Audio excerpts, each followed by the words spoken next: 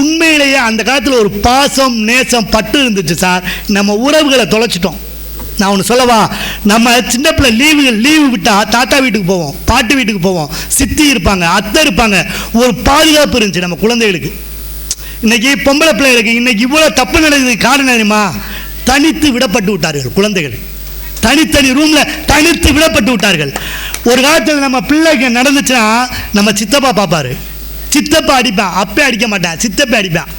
என்னடா என்ன எங்கள் அண்ணன் பேரை கெடுக்க பிறந்திருக்கியா ஓஞ்சி அடிப்பேன். இப்போ பாருங்க வீட்டில் சொல்லி கொடுத்துவாங்க, நம்ம பிள்ளை என்ன உன் தம்பி அடிக்கிறான் என்ன,